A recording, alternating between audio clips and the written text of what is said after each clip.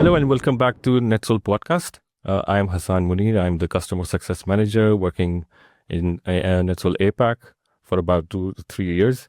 With me, I have Farooq Ghauri today, and we will be talking about change management, which is one of the critical topics these days.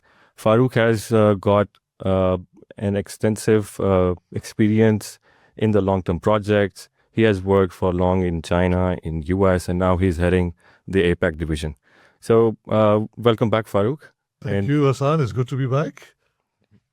So, Farooq, I will start off our discussion with a very important question about change management. We have been listening a lot about what's happening there, and as human, since the AI is in the market. So, how important is it to you about the change management, the effective ways of how we manage the change process? Hassaan, that's a very, very complex and long-winded question. What I'll do is I'll break it down into smaller parts. And we'll get to the AI and what's happening today. Change management for me has different dimensions, okay? So one change management is how is your vendor, your support people, are they matching your speed of change? When you're a new finance company and you're establishing a license, you need to move very fast. There's some cases when COVID happened, we had to slow things down. So the first part of change management is the partners you have and all the support system you have, are they working with you at your speed of change? The second area of change management is even more key, is the human blockage to change, where there's a natural resistance of humans. They are in their comfort zone and how they go through that change management of it. And then finally, coming back to the AI part of your question, is the future. We've all heard the story of Nokia and Blockbuster and all of those different complex situations that occurred, right? So there's another critical factor of change where if you're not following the basic steps, you will not notice what's happening and what's changing in the world, and you might become another Blockbuster, so to speak. So that is my different dimensions of change and what we'll speak about today. Yeah, FG rightly said. So, FG, one more question about when you are implementing new projects or new products in the asset financing domain. So technical is one of the key elements, but it's not just one element, right? So we have observed that change management has to be, there has to be some change within the organization as well. So what are your thoughts on this and how do you manage it? I think it transcends just one division, one element. Change management is a culture that's not just your culture, but the culture of your employees, your partners, your supporting systems. It should be a culture all around. It's like your simple chain link. The weakest link will break the whole system, right?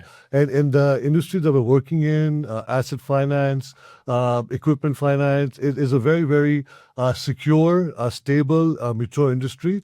And that too also affects change, because when you want to incorporate a change, it's such a established industry that also adds complexity to what we're trying to do. Yep, definitely. And how do you address those challenges? Especially in the long-term projects. So, what are your ways? What are the best practices that you adopt? There's a lot of, and I referred to my earlier talks about the art and science. So both of this change management also follows the same sort of scenario. The science of it, having a change control board, having strong governance in place, but then also being agile enough to not let those governance be a bottleneck in the process.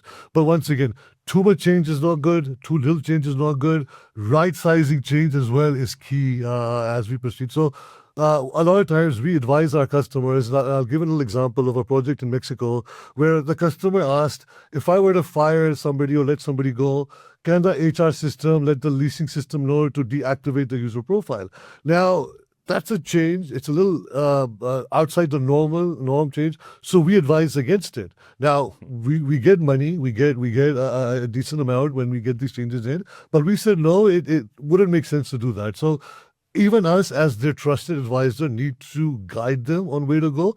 And a lot of times, we are expecting not just why not, but showing the rolling effect 5, 10 years down the road of what will happen. So it's an interesting position we're in, but we have to make sure that our whole environment follows our mindset and culture. So FG, you talked about human resistance to change. So how does it look like, and what are your strategies in terms of that? Absolutely. Human change management, it's an interesting thing because as children, human beings are changing, right? We learn to crawl, we learn to walk, we learn to run. That's fundamental changes. Then on, we learn languages, we learn skills. But even now, there's such a heavy resistance to change. And I'll give one more example before I get into the details of it. We have AI coming today, and everybody's worried that they'll be losing jobs. And even some of my management considers AI to be a risk, a lot of things. But I look at AI like I looked at computerization, the computer age, the industrial age. A change is coming, and you have to understand the new ins and outs and how to deal with it. Now, coming to your specific question on how we manage the user side, we've had some horror stories, and not within NETSOL, but within our partners. We're trying to install a product, and the users are just not complying. The users are just not supporting it. They're not showing up to meetings. They're not doing the work that's assigned on their side. And NETSOL cannot do these projects by ourselves. We need strong teamwork to get these projects happening. So what we do in those cases is, after the appropriate escalations, we invoke Carter's 8 steps. Now, Carter's 8 steps is a very well-known methodology. I believe it was refined in 2008, initially written in the 90s, and it's what your big consulting firms would use if you were to go to them and say, hey guys, how do we disrupt? How do we change? How do we do? Now, I won't talk about all the 8 steps, but the most key step is create a sense of urgency. If you do not explain the reason for the change, right, people won't want to change. So as soon as you explain, and the sense of urgency could be, hey guys, we will close shop. If we do not adapt and change our ways, there will be no blockbuster anymore. So that sense of urgency really drives forward everybody coming together and going ahead with that change. The next one out of the 8 steps I'll touch, and this is way down, is celebrate wins and short wins. Do not make these changes about the end result. Do not. If the change is happening, everybody's resisting. But one manager speaks up and does not resist. Celebrate that, because that will then change the culture of change and bring it in. And once again, change comes from the top to bottom to top, left to right. It's got to be part of the company and its culture. So Ajay, you rightly said, and by the essence of it, I understood the inspiration and the motivation is as important as change. So how do you manage within your team these elements? That's a very basic question. I'll say basic because as I was young and as I was growing in my career, I looked at what motivated me, right? What motivated me to look at change.